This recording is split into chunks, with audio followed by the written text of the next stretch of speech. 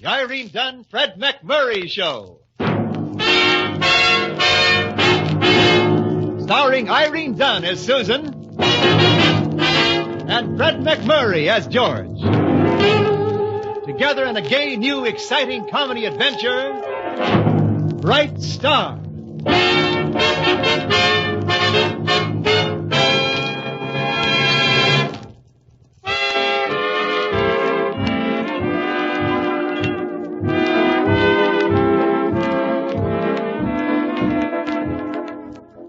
The Irene Dunn, Fred McMurray Show, starring Irene Dunn as Susan Armstrong, owner and editor of the Hillsdale Morning Star, and Fred McMurray as George Harvey, Susan's ace reporter. And today at the news, we find the team of editor-reporter functioning as smoothly as they usually function.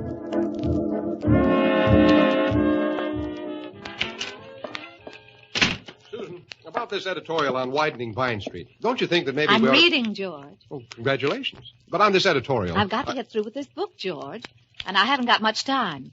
It's Dr. Hawker's latest. Look at your mind through a microscope. See anything? A very obvious remark. You are familiar with Dr. Hawker's syndicated column on scientific living, which we are lucky enough to run in our paper. I live as unscientifically as possible. No, that's hardly a news item. Dr. Hawker is coming to Hillsdale on a lecture tour, George, and he's going to be here this afternoon. Oh, good.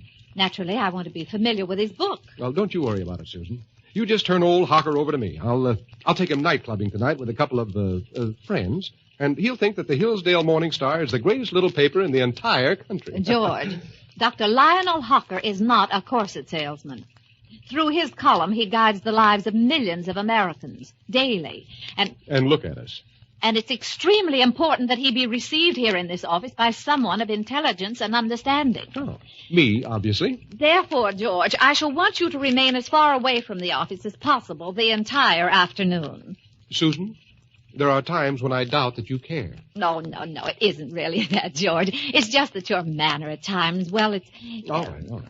Shall I stand in the cellar all afternoon? Oh, no, of course not. I have an assignment for you. At the Abernathy College for Girls. Well. You're to interview Dean Abernathy. Why? Well, she's incorporated her social theories in a new book, George, and it's called Why Men. Why Men? Mm-hmm. So if you don't mind, I can get on with Dr. Hawker's book now. Oh, sure. Pardon me for taking up your time. George, you're not angry with me. Me? Angry? Of course not. All you did was insult me, seek to hide me in the cellar like a poor relation, and compare my popularity with that of bubonic plague. I am leaving, Miss Armstrong, and it is doubtful that I shall return. George! Sorry, Mr. Harvey. I was just emptying the wastebasket. Sammy, you have just ruined my most effective exit in years.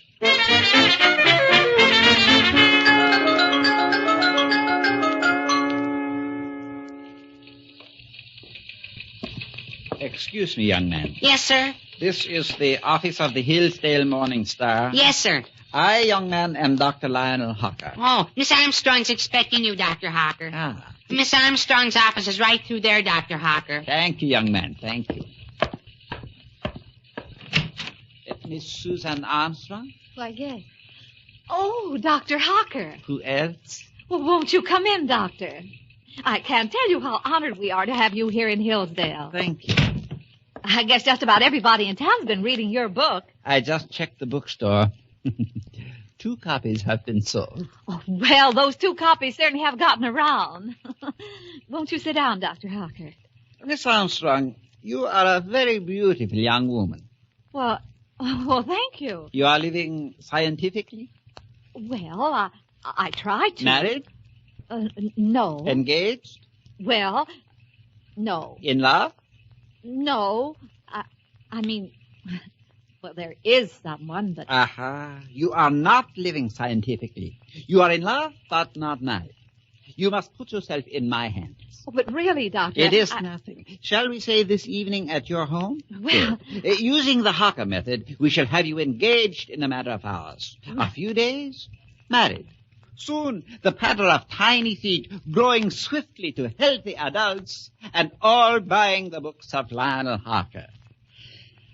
It is beautiful to contemplate. Doctor... Science, I love you. Shall we say tonight at 8? Yes. 8 will be fine. At 8, you will start to live. Until then...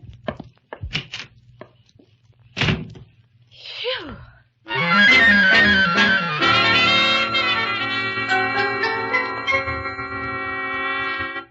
What time is it, patient? 10 till 8, Miss Susan. Why? 10 more minutes before I start to live. How's that again? That's when Dr. Hawker's coming. Oh. Does he hold you up by the feet and spank you? Scientific living, patients. It's something like he describes in his chapter on Come Out from Behind Yourself and Live. Well, that sounds like a halfback running around his own end. And it's so true, patients. We apply science to everything. Machinery, atomic energy, mass production, to everything but our everyday lives. And that's what I'm going to start doing tonight. Does George know about this? Oh, he will. He certainly will. Well, when you get George in a test tube and put him over a Bunsen burner, call me. That I want to see.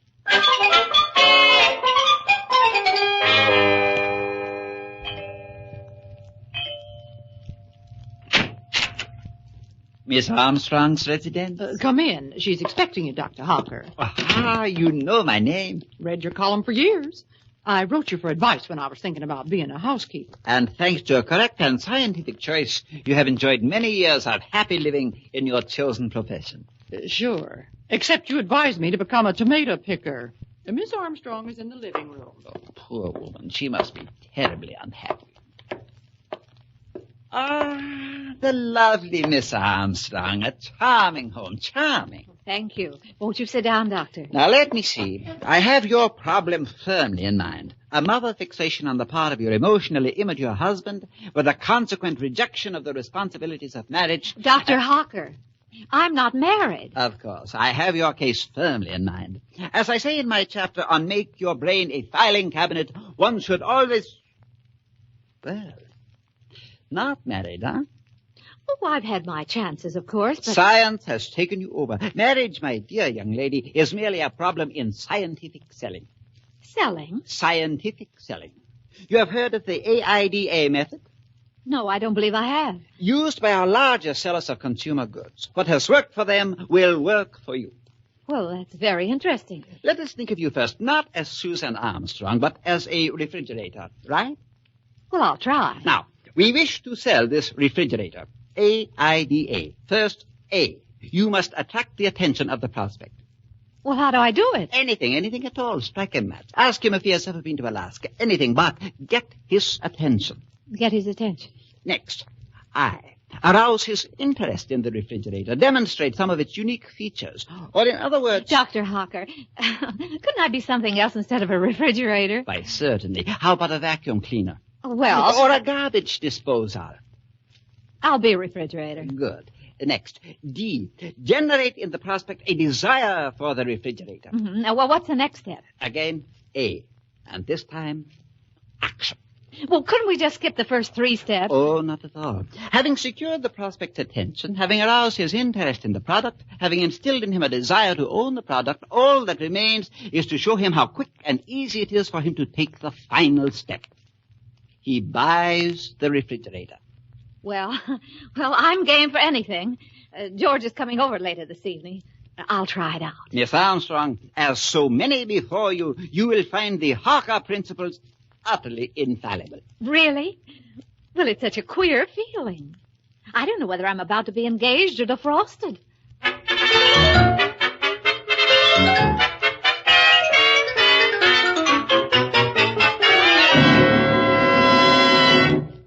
Well, I was telling you about my interview with Dean Abernathy this afternoon, Susan. Her theory is that eventually men can be done away with. And then... George. The funny thing is she's not bad looking in a battle axe sort of way. George. A. Attract the attention of the prospect. Light a match. Ask if he has ever been to Alaska. Get his attention. You wanted something, Susan? George, have you ever been to Alaska? As a matter of fact, I have. What? It's funny you're asking that. I took a trip up there one summer while I was in college. Why, I could talk for hours on the totem poles alone. You see... Go on, George. Do go on. So much for step number 1.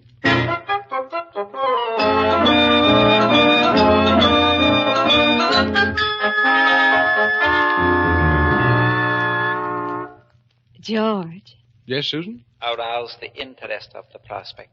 Demonstrate to him some of the unique features of the product. George, have you ever noticed something? What's that? How you can work practically side by side with a person for months and months and never really see them. For instance, I never noticed until now the way your profile in a certain light reminds me of Barrymore's. Well, he wasn't bad either. And you most likely never knew how I, for instance, adore cooking. I thought Patience did all the cooking. Oh, that's just when I don't have the time. Cooking, huh? Well. And you probably haven't any idea about my other passion in life. Darning socks. Really? Really? Susan. Yes, George. What you just told me. You know I'm a bachelor. I gather that, yes. You won't laugh at me if I get up the courage to ask you something. I won't laugh, George. Promise? Promise. Well, Susan, would you show me how to darn socks? So much for step number 2.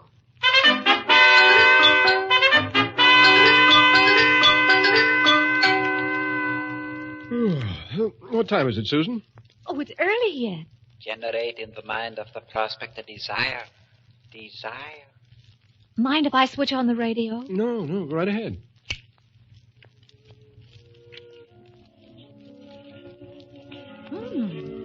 Good band. Yeah, not bad. You wouldn't care to dance. Why not? Why, George? Oh, I have my moments. Travel on.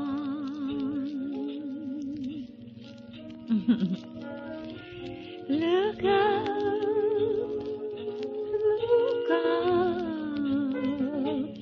and see. This is nice, isn't it? Music, dancing. You, of course. Yes, George. Susan, it's funny.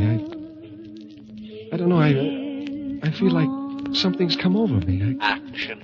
Having secured attention, aroused interest, instilled in the prospect a desire, show him how easy it is to take the final step. Action. George. You said something had come over you. What? I can't explain it, Susan. It's strange. It's almost like I was getting a thought wave from you. Almost as if you were impelling me to take some action. Yes, George. Susan, you know, I have the strangest desire. What? I know it's irrational and irresponsible and everything else, but I want to go out and buy a refrigerator. Oh, no.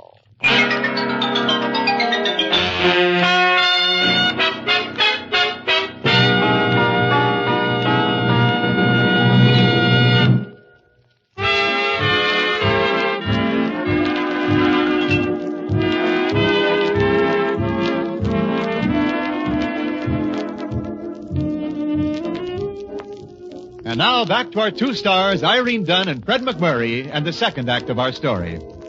Irene, that is Susan, didn't have too much success with Dr. Hawker's principles for scientific living when it came to applying them to Fred, that is George. To anyone who knows George, this was not altogether unexpected.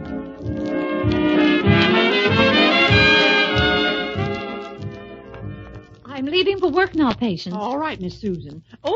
I've been reading that book of Dr. Hawker you brought home. Look at your mind through a microscope. Yes. Very interesting. He's got a chapter in there on the scientific way to capture a mate, the AIDA method. And I was thinking that it might be just the thing for you to try out on... Patience. Yes? I tried it. No good. Nothing. Well, Dr. Hawker says in Chapter 8, if you have a problem, sleep on it. Patience, I tried that, too. What happened? Woke up with a very wrinkled problem. Oh. See you this evening, Patience. See you this evening.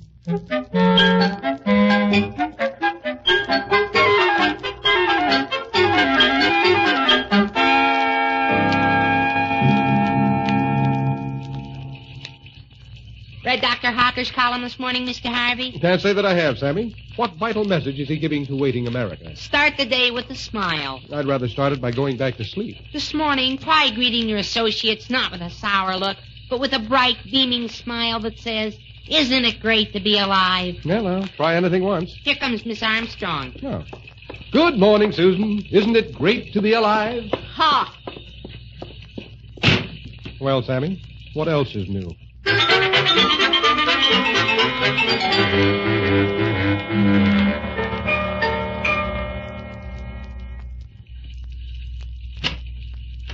Are the storm signals still posted? Come in, George.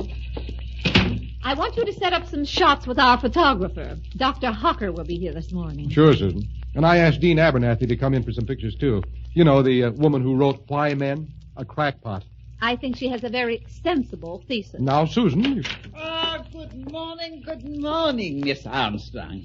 And this is George Harvey, Dr. Hocker, an employee. an interesting face. Improbable, but interesting. Thank you. And how did you make out last night, Miss Armstrong, with my AIDA experiment? I resent having things spelled out in front of me. Oh, he is irritable. Hasn't he had his NAP? Dr. Hocker, this is the subject of the experiment. Huh? Oh. And? Nothing. I think you're just as well off. However, scientific methods, Miss Armstrong, properly applied will always... Am I interrupting? Oh, Dean Abernathy. Come in, come in. Thank you. You know our Mr. Harvey, of course. Of course. And this is Dr. Hocker, Dean Abernathy. I'm sure you've read his column. Well, you're in town again? Hello, Violet.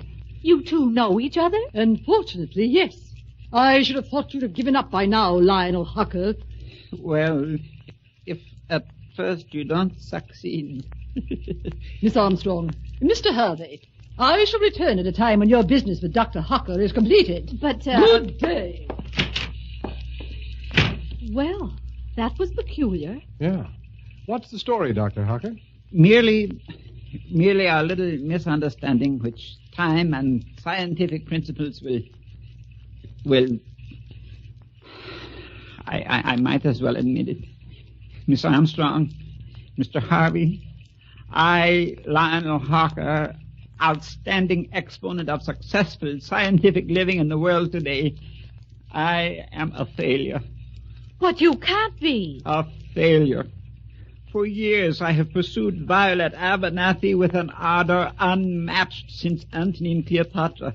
And for years I, who have counseled millions on how to love and be loved, I have been utterly and completely spurned.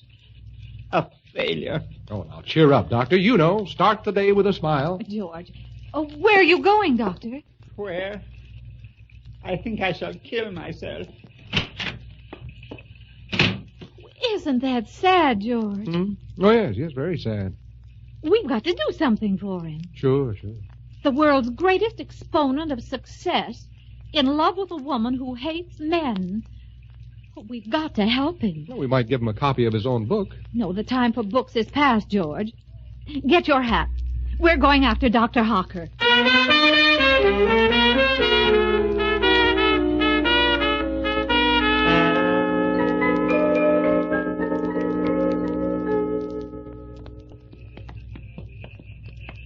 No, it's no use, Mr. Armstrong, Mr. Harvey.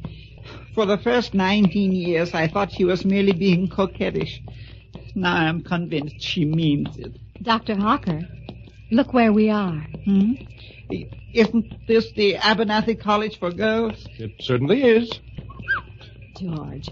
Now, Dr. Hocker, you go right into her office and sweep Dean Abernathy right off her feet. You know, the AIDA system. Oh, I couldn't do that. Why not, Doctor? Show her the real aggressive you. She knows the real me. She hates me. Oh, nonsense. You just don't have faith in your own methods. You know what has worked for the largest firms in America. Well, Oh, no, it wouldn't work for me. Why, of course it would. George, demonstrate the system for Dr. Hocker. Who, me? On Dean Abernathy? Oh, no, I didn't mean that. Come over here, George. Now, look, Susan, I'm not going to... Desperate times call for desperate measures. Now, look, we've got to restore Dr. Hocker's confidence. But why? Well, now, never mind why. Use his system. Look. sweep one of those young students off her feet. Oh, but these are Abernathy students, Susan. They're man-haters like the dean. All of them. George Harvey. Oh, all right. I'll try. Good. Try this little blonde coming along the walk. The one with that freshman beanie. Oh. Now, go ahead, George. Go ahead. All right. Excuse me, miss. Yes? Have you ever been to Alaska? I hate all men. There you see, Susan. It's like I said. Well, try step number 2, George. Well, you wouldn't be interested in a refrigerator? Oh, I hate all men. Especially tall, slim men with wavy hair and hazel eyes and little boy smiles. I hate all men. You see, Susan, she says she hates You're all... doing fine, George. You see, Dr. Harker? I can hardly believe it's my own system. You see, young lady, this particular model I'm demonstrating has certain features that... Yes? Would you mind not standing quite so close? You're breathing on my tie. I know what men are. Pursuing ever, seeking to capture, dominating helpless womanhood. No, really. I'm afraid you have the wrong idea. Men are... hey, what are you doing? Well, Oh, I hate all men. well, she certainly hated men, all right. Yes, I noticed that. Like a cat hates cream. And you think that if it worked for Mr. Harvey, it would work for me? Of course. Confidence. That's all you need. Right. As you put it in your book, Doctor, do it now. Well... Now, you go in there and assert yourself, Doctor. You know what you say. What the world thinks you are, you are. I told you. She knows what I am. You won't go in and overwhelm her. I can't. I am a failure. All right. George, you and Dr. Hucker wait here. I'm going in and use my own system. Oh, Susan, do you think it's safe? Perfectly. Dr. Hucker, what has worked for 4,000 years will work for you. But Let her go, Dr. Hocker. In moments like this, there's no use arguing with her.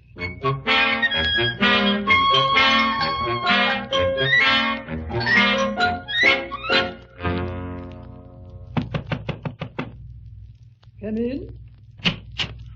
Well, Miss Armstrong, what can I do for you? Dean Abernathy. It's not about Lionel Hucker. I'm afraid it is. Miss Armstrong, for 20 years I've told him repeatedly that I will have... I've come to you as one woman to another because I feel it's the only honest thing to do. What is? I've come to ask you to give him up. Me? Oh, I know what you're thinking of me. Believe me, I've thought all these things of myself. But I'm afraid I can't help myself. You know Lionel. I'm not quite sure I do. I can't excuse myself. I can only say it all happened so quickly. What did? One moment, we were almost strangers. The next, he caught my attention almost hypnotically, and then I felt a strange urge of interest, and then I was struggling weakly in a whirlpool of desire, and then... Then? You must give him up. Miss Armstrong, this is Lionel Hucker you're talking about. The real Lionel Harker. And he's caught you in a whirlpool? Oh, I know he's cool and calculating and scientific, and I'm just a woman, a plaything to him, but... I never knew he was so playful. Dean Abernathy, I can only ask you, will you give him up? Miss Armstrong, I'll never give him up. Good for you. What? I mean, good for you and tragic for me. But I'll get along somehow. Where is he? Outside the door. I'll tell him to... Excuse me, Miss Armstrong, I'll tell him. Lionel? Yes, Violet? Lionel Hucker, have you... Yes? Have you ever been to Alaska? Violet, you mean... I certainly do. But I thought you... Alaska? You see, Dr. Hocker, as I interpret it... Never mind, George. Get your kayak and let's paddle off home.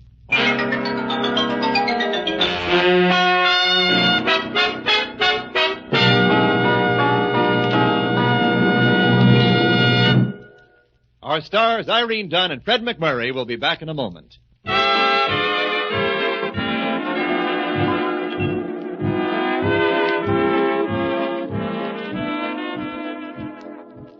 Susan, I have to hand it to you. You do, George? That was pretty smart the way you figured out the Dean wasn't a man-hater and a little jealousy would bring her around. Why, thank you. Of course, I knew it all the time myself. Oh? Sure. No woman in the world really hates men. How do you know? Dr. Hawker told me. And that theory of his isn't bad either. AIDA, Alaska. Totem pole. Sure. Yeah, there's just one thing about that Alaska part I still don't understand. Yes? Where can you find an Eskimo who needs a refrigerator? Oh, George.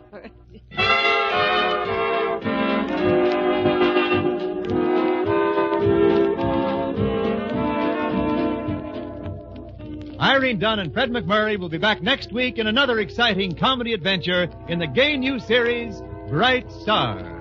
This is Wendell Niles inviting you to join us then.